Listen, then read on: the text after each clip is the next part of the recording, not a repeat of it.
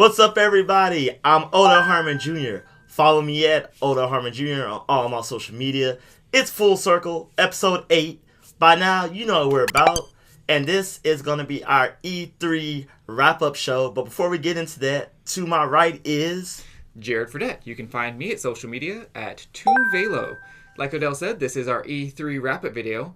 We'll be discussing what we liked, what we didn't like, and what were no-shows. So we have no opinions about them. But, as someone once said, we always should accentuate the positive. So, what did you like about E3? Well, first and foremost, I'm happy to be home. I'm extremely tired. Honestly, didn't feel like filming this because I just got home at 1 a.m. from L.A., but doesn't matter. The show rolls on because we're professionals. Right. For those of you who don't know and for some reason haven't followed Odell, he was at E3.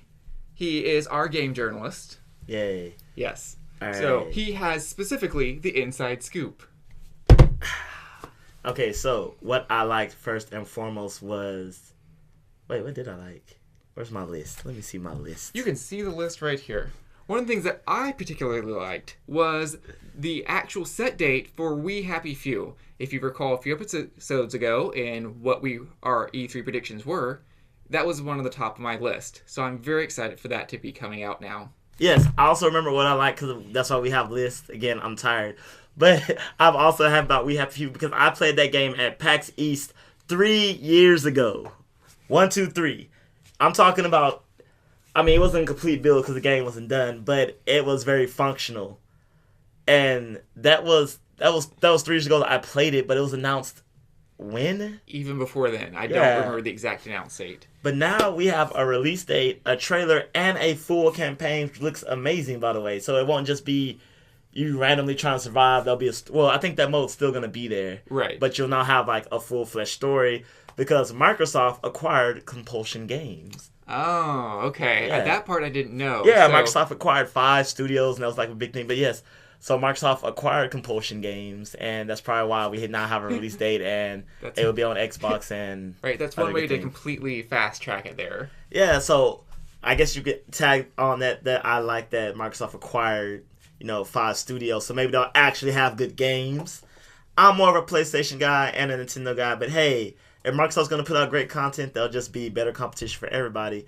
And speaking of Microsoft, I really liked Ori and the Will of the Wisp. This may come to a surprise to some of you, but it is my most anticipated game from Microsoft because Ori and the Blind Forest was probably one of the best indie games I've played. It's extremely hard, but oh my god, is it worth it if you sit through and play it. So, really looking forward to Will of the Wisp. It looks amazing. The gameplay I played is just like the first, except even sharper. Didn't know that was possible. So, I'm just really excited about that. I mean, Devil May Cry, Gears, and Halo, that's cool and all, but it's no Ori. Right?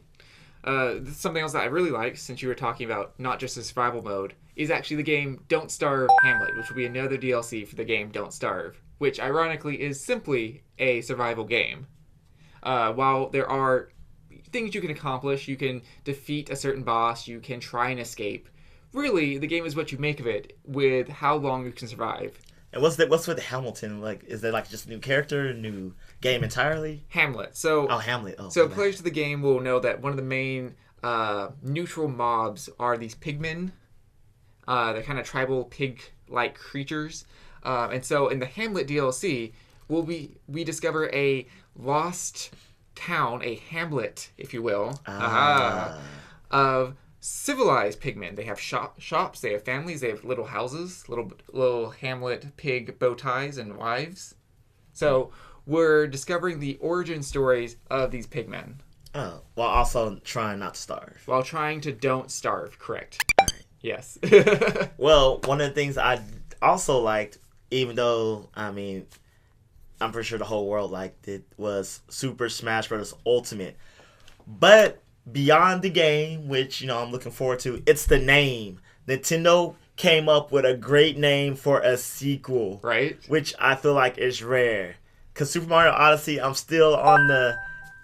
I'm neutral towards that. Let's take an Odyssey. That's like the only time in the game that it comes back and like speaks true. Yeah, well, I mean the ship's name's the Odyssey, so I mean... It could be like hats off to Mario or something. Oh. That 2 seconds, Nintendo. 2 seconds. I don't know. Hats off to Mario. I feel like it's too wordy for a title. Old hat Mario, right? It's not just old hat.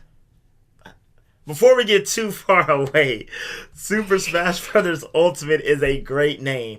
One, because every Smash character that's ever been will be in the game, which I think is a smart move. You're increasing the roster, and you're not pissing anyone off at the same time. Because it's like, there's always going to be those people, oh boy, I really miss playing with Pichu. It was such a challenge hurting myself and just being a character that can't win a match. Like, no, it's Midoriya. It's like, once I learn to use my power, you're going to be in such big trouble. Blow yourself up. Pretty much. And, you know, you always had those crowds that was like, oh, Mewtwo's gone. Well, he's there. And, Kid Link is gone. I'm like, people always was mad that Young Link was gone. Right. But I'm like, Toon Link is just Young Link. Toon Link's a better version of Young Link. But now they have both, so no one can complain. So right. There you go. So great name, great characters. They added Inkling, Boy and Girl, which is the same character, and Ridley. Mm-hmm. I honestly am hoping for more new characters, but if we don't get them, I think we'll be okay. We're going to get Waluigi. It's going to happen, folks. Nope, he's still an assist trophy. When I played it, he was an assist trophy. No. No. Waluigi is garbage, people. Garbage. If I don't get a job because I said this, it's okay because I stand by my guns. No, I'm garbage. I'm fully expecting, like, okay, did you play, like, adventure mode? Is there an adventure mode? No, it was just straight, See, as soon as you play the adventure mode, you're going to select whatever character, and the game's going to, like, freeze, and then Waluigi's going to come out and, like, slap, like, an X over whatever character you selected, and the first character you play in adventure mode is Waluigi. Again, back to episode, 1? 2. 2? I think 2. Why do people love Waluigi? Like, he's such a trash character. Wario's there. Wario is not... He's a great... We had this discussion in episode 2. Okay. Yeah. Please go back and watch episode 2. Like, share, subscribe. Like, share, subscribe. But this is not about that. It's about Super Smash Bros. Ultimate and how it's going to be great and how I play with Pikachu. And I still wreck shop on people. And, I mean, yeah. When you play, did they change? Is it all the classic moves still?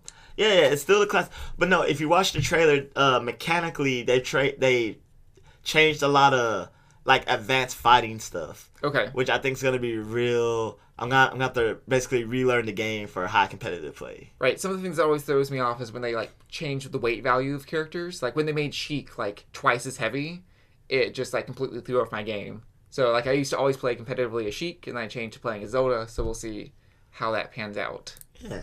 And, another thing that I liked was, I'm just going to say Sony collectively, because I really like Spider-Man, I really like The Last of Us 2. I mean, that's only 2 games, but I mean, damn, those 2 games are amazing. If you didn't play The Last of Us, it was literally, it is still literally one of the best games ever made. Some call it the PlayStation 3 Swan Song. Some just call it a great game. It's good. I'm running out of verbs to use. Adjectives. Oh, adjectives. He's tired, folks. Yes. I'm running out of adjectives for good, and it's good. Oh, and Spider-Man is probably going to be the best Spider-Man game since Spider-Man 2. Running up walls. That's how he does it. This is poor illustration for those watching, but that's how he does it. That feels amazing. Web swinging feels amazing. Fighting feels amazing. Fighting is amazing. Can fighting feel fighting? I think fighting can feel amazing. It's like a good workout. You get an adrenaline rush. You exert all this energy. It's like a workout. Yeah. So those games are going to be great. And they're coming out soon. Wait, no, Last of Us 2 doesn't have a release date, but Spider-Man's coming out soon. Or does that have a release? Man, you're on the internet. Look this stuff up. Don't be lazy. I can only do so much. Right? So even though we loved all these games, there's some things we didn't like. So backtracking a little bit to Super Smash Brothers, I hate Zelda's model. They gave her bangs. Link to the Past. It's such an old game. She looks ridiculous. We had a functional Breath of the Wild Zelda model. Use that. Either in her adventuring form or her dress form. Or her maiden form. Like, she had like 3 different models they could have used from Breath of the Wild. Additionally, we've seen what the Sheikah look like in Breath of the Wild. So, That is a huge annoyance to me. All right, so I agree with you and I don't agree with you. Mm-hmm. I agree and I disagree. Okay. Would have been the better way to say that. Yes. So. I agree. So.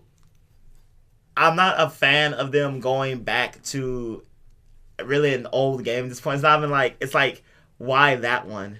Right? That doesn't make sense to me. But I do like the model. Because I would have not chose Breath of the Wild Zelda because one, she is the princessy. Oh my goodness, drop the phone. She is the princess sis of all the Zeldas. That has ever princessed? Yes. Because, alright, so Ocarina of Time, Uh-huh. she was Sheik. Uh-huh. Combat, ready. Uh-huh. She was in the Majora's Mask. Uh-huh. Wind Waker, she was Tetra. Uh-huh. If you didn't play Wind Waker, I'm sorry. Spoilers. Yeah. In Phantom Hourglass, she was Tetra. In but she Spirit had Track, she had ghost powers though. That's true.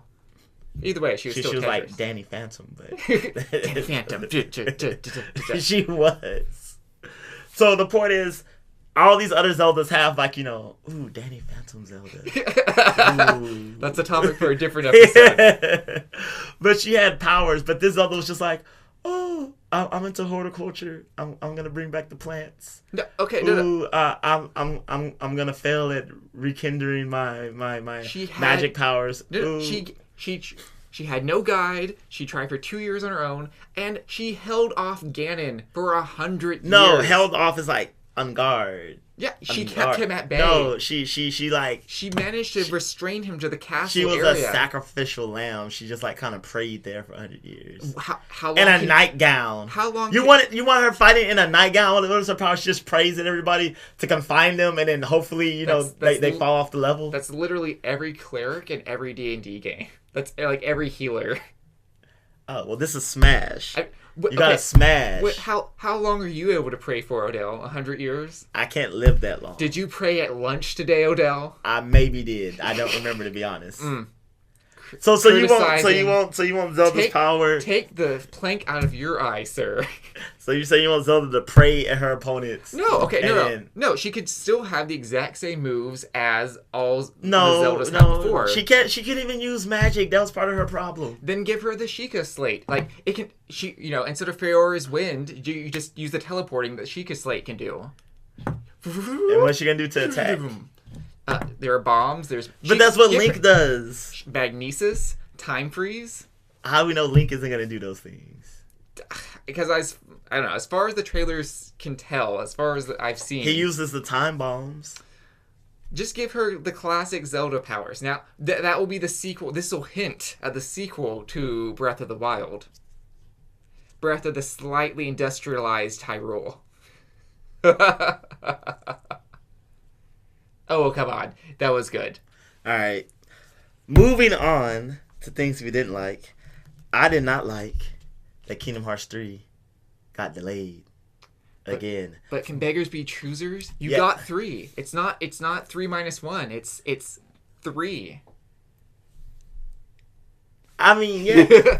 Okay, so to clarify, I'm upset that it got delayed, but we got an official release date of January 29, 2019. That's pretty close. So I'm excited about that. Still a little peeved that it got delayed because, I mean, we're not even at the... Have we reached the halfway point? Yes, this is the halfway point. We're not the halfway point of the year, so I still have half a year to wait to play the game. But we're probably going to get like a December release date, so that's why I'm just like, December, January, what doesn't matter. But for those watching, Aqua fell to darkness. And I know that's a game mechanic in the story, or no, that's part of the story, and that's something that happened, but they showed it in the trailer. She fell to darkness. She was like the Anakin, but like likable and not a crybaby and stupid. That's Star Wars. Not here to talk about that. Like, I literally yelped at the press conference because I was there, and I know I was not the only one. It's true. I watched your snap. You were crying on camera. Maybe a little. But the director, someone interviewed the director. I don't remember who. But I know this was said. Mm-hmm. That he said he was surprised that people were so surprised at that. Because since he knows the story and he knows it in its entirety, he's just like, he's scared if people are going to be okay by the end of the game. And I'm just like, oh, man. That's a lot. That's So I'm not happy about that. I did not like that. Aqua, I played 2.8. That just hurts the soul to say. I played 2.8, and she had a little moment where she wavered, but she found her resolve and didn't waver, and she's like the pillar of light, quite literally. And not anymore. Damn, she's the pillar of darkness. But I'm gonna be okay. Because maybe, I don't know, if that's not even the worst thing that's gonna happen in the game. I don't know what to say. Right? He's like, oh, this is just the trailer. It gets much darker. So I did not enjoy that whatsoever. Ugh. Like, it honestly kind of ruined my day when I found out. But you're still getting 3, and soon enough you'll be able to see where that goes off. Yeah. Oh, it's cool. The special. So they're coming out with a special PlayStation 4 for Kingdom Hearts 3, and yes, I'm gonna buy it, and I'm gonna sell my current PlayStation 4 Pro to my friend. But it's gonna have a game that has all of them. So 1, 2, 1.5, 2.5, 2.8, 3, chain of the 365 over 2. 365 over 2. These are real names, people. Mm-hmm. We're not making up Dream Drop Distance. All right, let's go. Let's do this. From the beginning. Kingdom Hearts 1. Uh-huh. Kingdom Hearts Chain of Memories. Kingdom Hearts 2. Now, a whole bunch of things that aren't 3. 365 over 2. Dream Drop Distance. Recoded. 1.5. 2.5. 2.8. Birth by Sleep. Are there comics as well? I mean, there are, but we're not counting those. No, we're not counting those. I thought they were vital to the plot points. No, I think they're just manga retelling of just stuff that happened in the game. Okay. Yeah, so I don't think I missed any. I mean, we got Birth by Sleep, Dream Drop Distance, 365 over 2, Recoded, Chain of Memories, 1.5, 2.5, 2.8. Not 2.85, 2.99. Oh man, if they would have done that at this E3, I would have just this whole podcast would have just been a rant. just a long, not an E3 wrap up, just a Kingdom Hearts. How dare you? Is there anything you also didn't like? So this is more cheeky. I didn't like how self-aware Todd Howard is becoming. For those of you who somehow don't know who Todd Howard is, he is the mastermind who's managed to sell you 47 copies of Skyrim. Like, Skyrim came out, won all the Game of the Year editions, despite the fact that it had several thousand bugs in it. Like, game-crippling, should have been worked out in the beta, in the alpha bugs in it. That's a whole pet peeve. Have you ever played it? I've never played Skyrim, but it's not for me. But I know lots of people love it. Did you see the parody video that they had with That's what I'm talking about. He's getting too self-aware. He's destroying the fun. He's doing the classic thing, right? It used to be fun to make fun of Todd Howard in Skyrim, but now it's no longer fun because he's made fun of himself. But it's coming to smart fridges.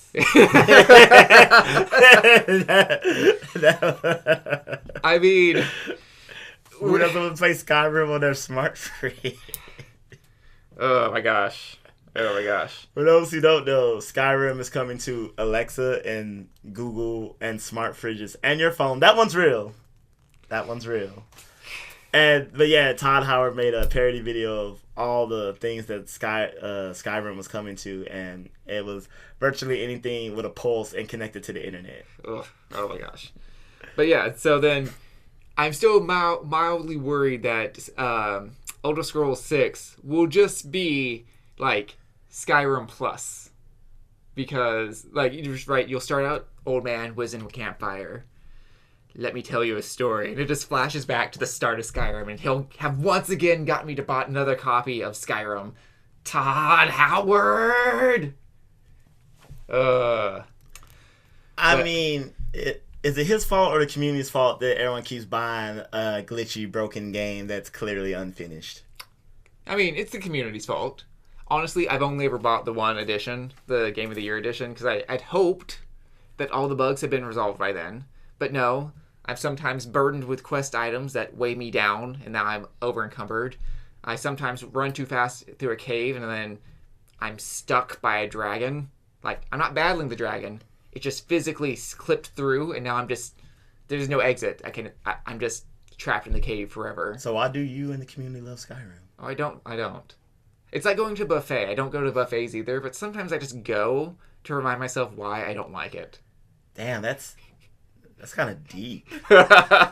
Like, like once every like 6 months, you're like, I could go to Golden Corral, and you go there and you go, oh, yeah. I feel like that's a good breakup line. It's like you walk up to someone and just be like, "Hey, you know, this relationship's like a buffet. I don't usually like to go to a buffet, but then when I go to the buffet, I'm reminded of all the reasons I don't like the buffet.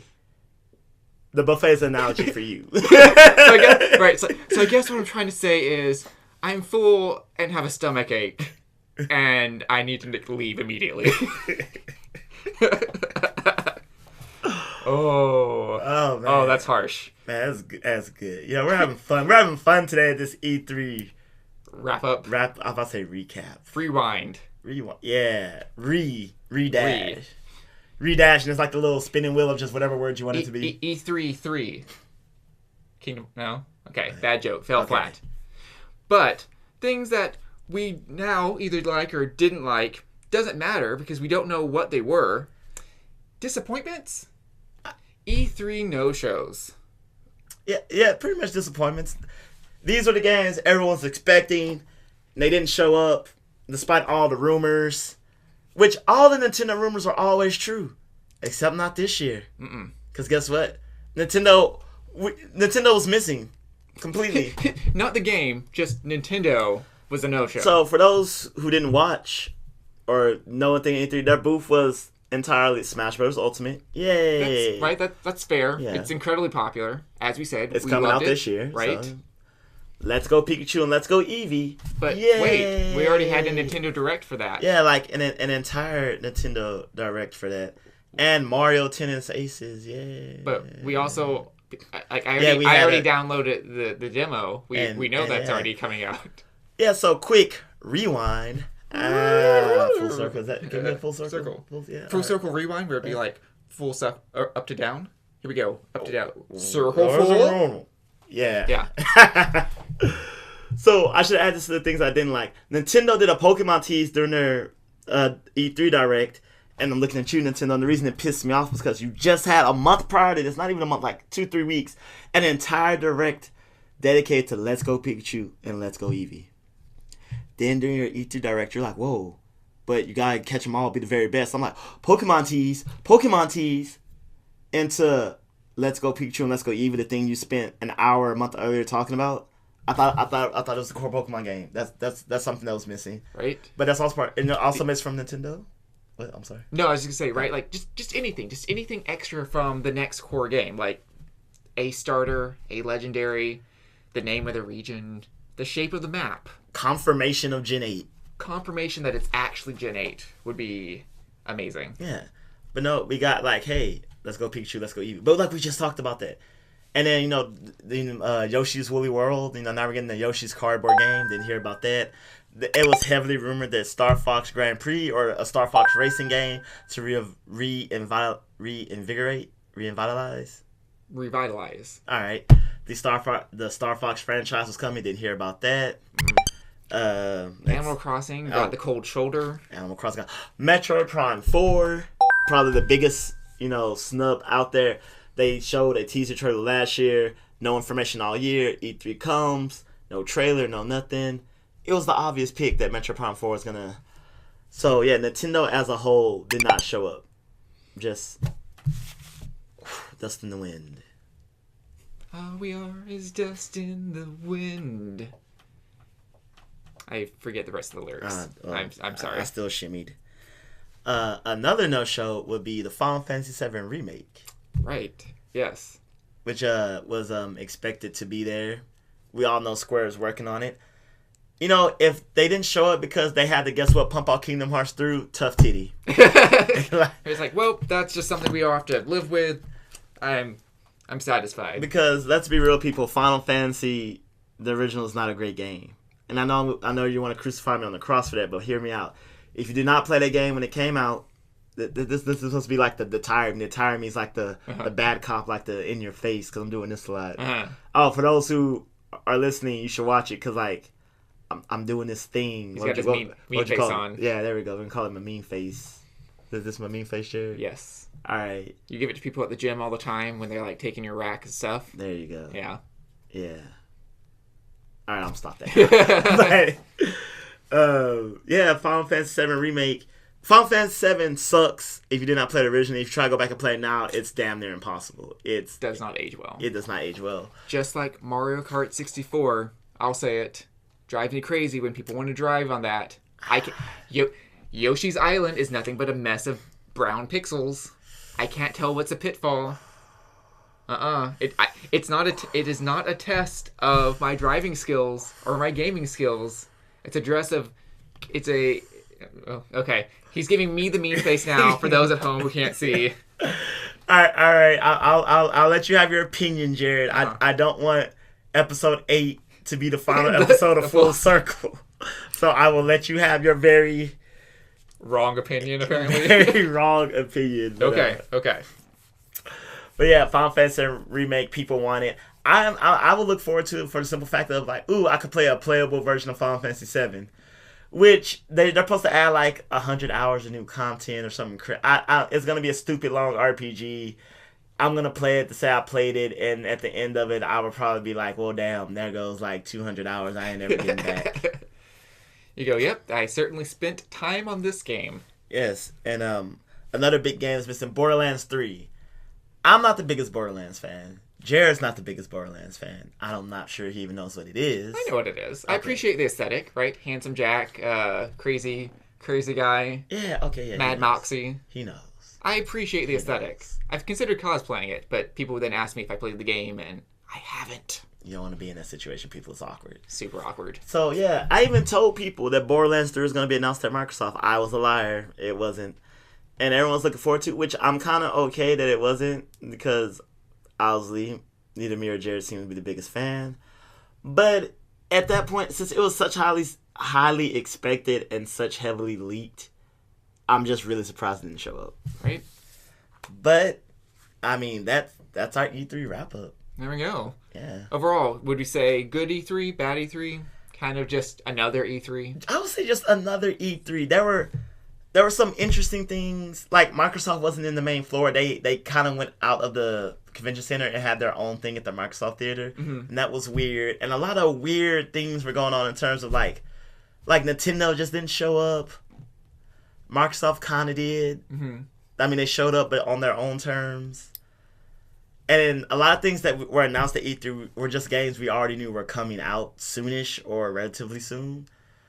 So, yeah, I say overall, it was probably just another E3. We didn't really get a lot of big surprises this time around. Mm-hmm. I mean, there was definitely interesting news, but yeah. A little bit of a meta question that we don't have to get into this episode. Do you think companies have toned down what they're doing at E3 because it's now open to the public? Part of me wants to say yes. Because, it's no longer a press release. It's like a flashy show. It's... Yes and no, because if I compare it to E3's prior to E3 now, there's definitely a big difference, but there might be some other factors into that, and we'll get into that, like I said, another episode. Right. So, that's what we've liked, didn't like, and missed out on at this E3. Thanks again for tuning in for us. Remember to like, share, subscribe. You can find me, Jared Fradette, at ToonVelo. And you can find me, Oda Harmon, at Oda Harmon Jr. Remember to follow, like, share, subscribe. I already said that here. But remember, we're also on Twitter. So find us there.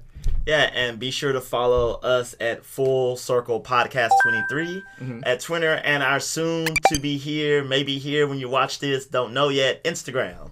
Right. Yeah. So thank you for joining us. And if you like this, stay tuned every Wednesday for the greatest podcast show coming on from Earth. Earth. Yeah. Yeah.